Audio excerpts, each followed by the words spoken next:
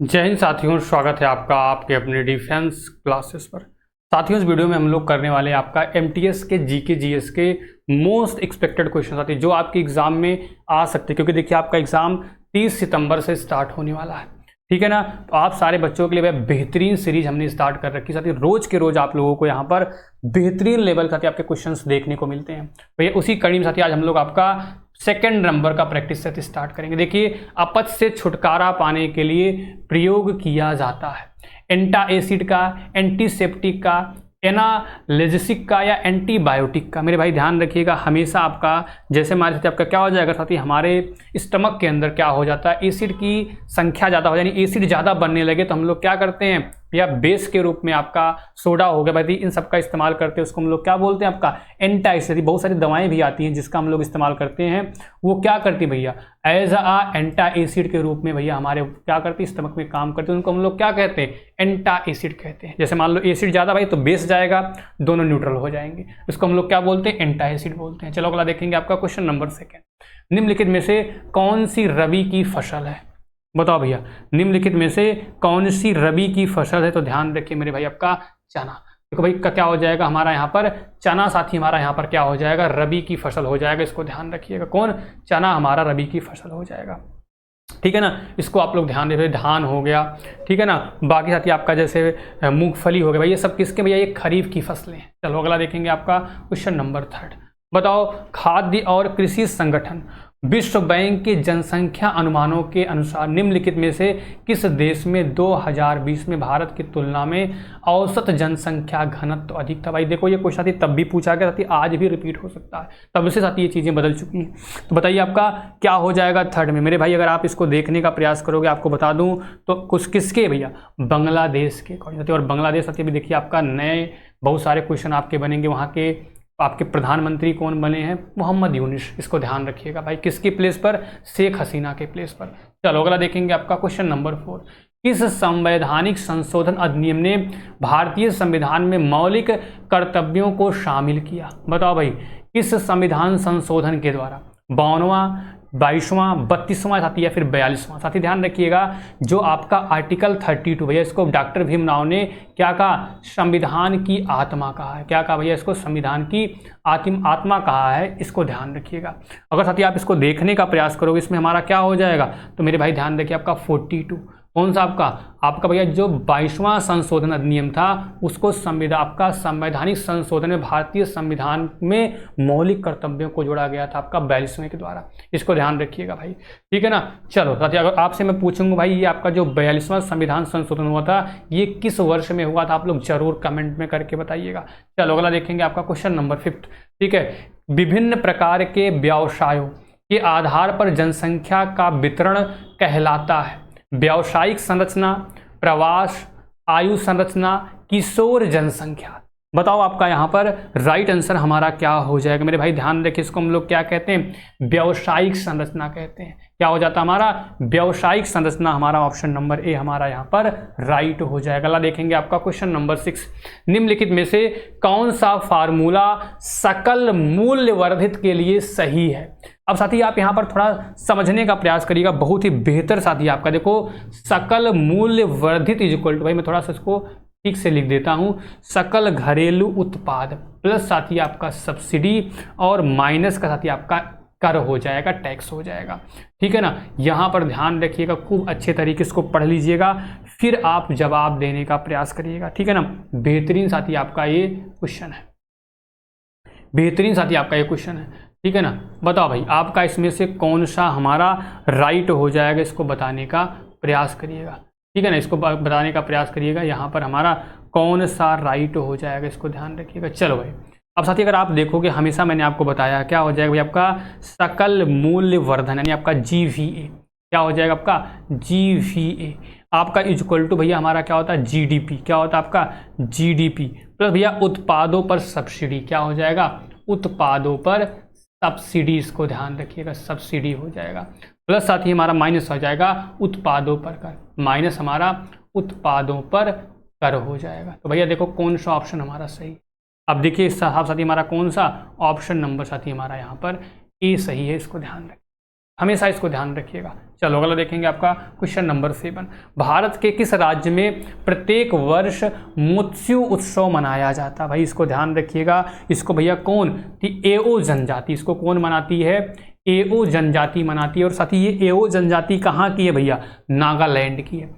ठीक है, एओ जनजाति ये नागालैंड की, साथ ही एक जनजाति जो विशेष महोत्सव के रूप में इसको मनाती है। इसको ध्यान रखें। इस महोत्सव में खेतों में बुआई के बाद, जब खेतों में बुआई हो जाती है उसके बाद भैया ये उत्सव आपका मनाया जाता है। अगला देखेंगे आपका क्वेश्चन नंबर 8। निम्नलिखित में से कौन सा शब्द हॉकी से संबंधित नहीं है?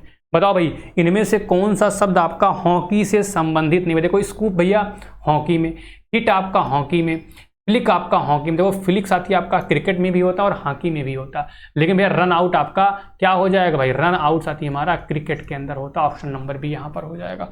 चलो अगला देखेंगे 9th। वेटिंग फॉर वीजा एक 20 पेज की आत्मकथा किसने लिखी थी? महात्मा गांधी ने, राजा राम मोहन राय ने, भीमराव अंबेडकर ने या जवाहरलाल नेहरू ने?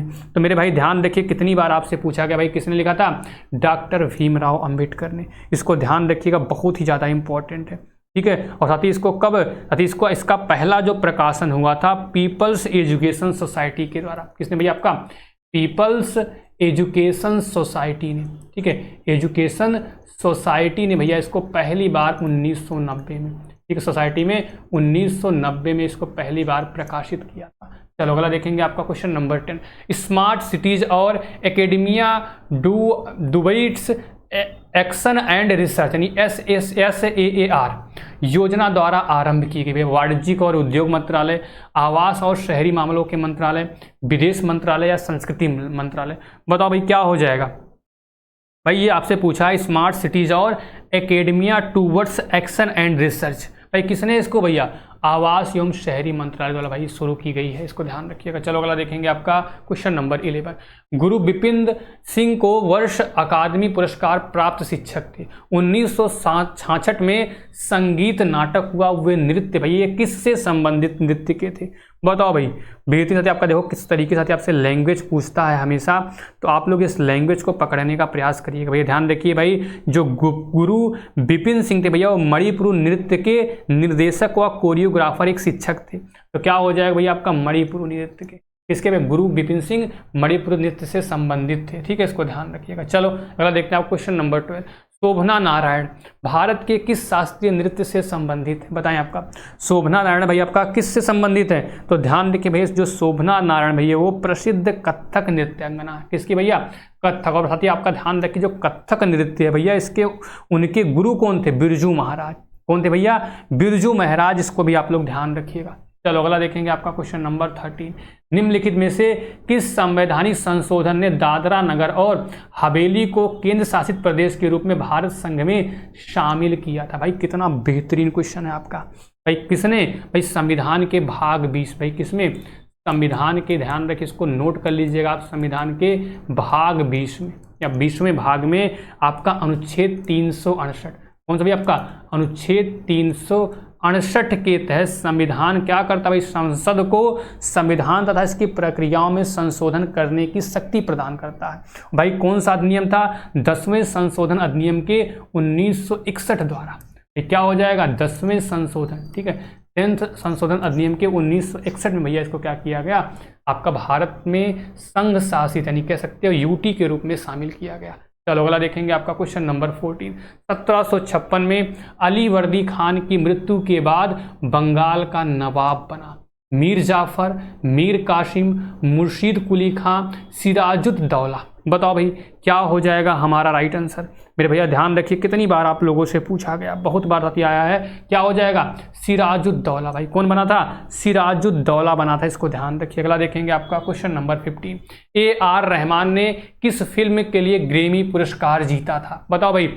दिल से, स्लम डॉग मिलियनेयर के लिए, लगान या भाई रोजा? तो मेरे भैया ध्यान रखिएगा किसके लिए? स्लम डॉग मिलियनेयर के लिए आपका AR रहमान को क्या मिला था? ग्रैमी अवार्ड मिला था भाई। और ध्यान रखिए जो ग्रैमी अवार्ड है भैया ये किसका? भैया ये ध्यान रखिएगा ये संगीत का, ठीक है ना, संगीत का भैया ध्यान रखिएगा सबसे सर्वोच्च। और ये कब? 2010 में जीते थे। इसको ध्यान रखिएगा। चलो अगला देखेंगे। मोटे तौर पर पश्चिमी घाट और पूर्वी घाट विभाजित है। बताओ भाई आपका किसमें भैया, ध्यान रखिएगा, आपका डेक्कन के पठार भाई, किसमें आपका डेक्कन के पठार में विभाजित है। ठीक है भाई, अगर आपसे पूछे भैया, कई बार पूछता हरिश्चंद्र पहाड़ी आपकी कहाँ पर है, महाराष्ट्र में। बालाघाट की पहाड़ी कहाँ है, महाराष्ट्र में। अजंता की पहाड़ी कहाँ भैया, महाराष्ट्र में। चलिए अगला देखेंगे आपका क्वेश्चन नंबर 17। निम्नलिखित में से किस व्यक्ति को 97वें ज्ञानपीठ पुरस्कार से सम्मानित किया गया है। ठीक है भैया, आपसे भाई करंट भी पूछता है, कई बार 1 साल 2 साल पीछे का भी पूछता है भाई। किसको भैया, दामोदर मोजे को भैया, किसको, दामोदर मोजे को भैया दिया गया, इसको ध्यान रखिए। अगला देखेंगे आपका क्वेश्चन नंबर 80।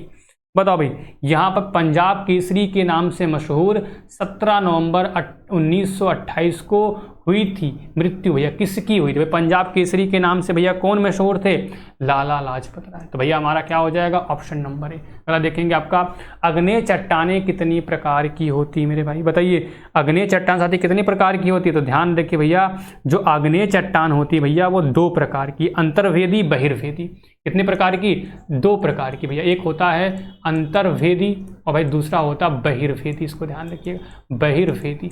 चलो अगला देखेंगे आपका क्वेश्चन नंबर 20। शासक का नाम साम्राज्य का निम्नलिखित में से कौन सा युग्म सही सुमेलित है। ठीक है, महापद्म नंद मगध साम्राज्य, अजातशत्रु मौर्य साम्राज्य। बताओ भाई कौन सा हमारा सही है मेरे भाई, ध्यान रखिएगा भाई। जो आपका यहाँ पर अगर बात करें आप लोगों से, आप इसको देखिए, जो महापद नंद भैया वो मगध साम्राज्य से संबंधित थे, बिल्कुल सही बात है।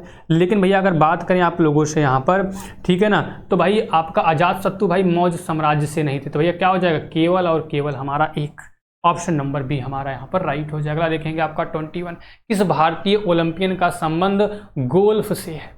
रवि कुमार दहिया, नीरज चोपड़ा, अभिनव बिंद्रा, अदिति अशोक। तो मेरे भाई ध्यान रखिए, कितनी बार आपसे पूछा है, मेरा क्या हो जाए भाई, अदिति अशोक का संबंध आपका गोल्फ से है। अगला देखेंगे आपका, कार्य की एसआई इकाई क्या है मेरे भाई, ध्यान रखिए, कार्य की एसआई इकाई आपकी क्या होती है, जूल होती है। अगला देखेंगे आपका क्वेश्चन नंबर 23। आमतौर पर अपूर्ण कवक के रूप में जाना जाता है क्योंकि इन कवक से केवल लैंगिक या वनस्पति चरणों को जाना जाता है। आपका एस्कोमाइसेट्स हो जाएगा, ड्यूरोमाइसेट्स हो जाएगा, फाइकोमाइसेट्स हो जाएगा, बैसियोडुमाइसेट्स हो जाएगा। तो मेरे भाई ध्यान रखिए, आपका क्या हो जाएगा भाई, ड्यूरोमाइसेट्स आपका ऑप्शन नंबर बी। अगला देखेंगे आपका 24। गुलबर्ग किला भारत के किस राज्य में स्थित है। तो मेरे भाई ध्यान रखिए, आपका गुलबर्ग किला आपका कर्नाटक राज्य में। भाई कहाँ पर, आपका कर्नाटक राज्य में स्थित, इसको ध्यान रखिएगा। ठीक है ना, बहुत बढ़िया भाई। इसका जो निर्माण था राजा गुलचंद ने करवाया था। किसने भैया, राजा गुलचंद ने इसका निर्माण करवाया था। अगला देखेंगे आपका 25।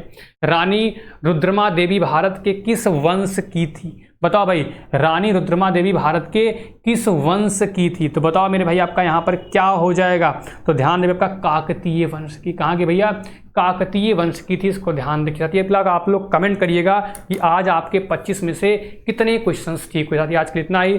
थैंक यू, जय हिंद, जय भारत, नमस्कार।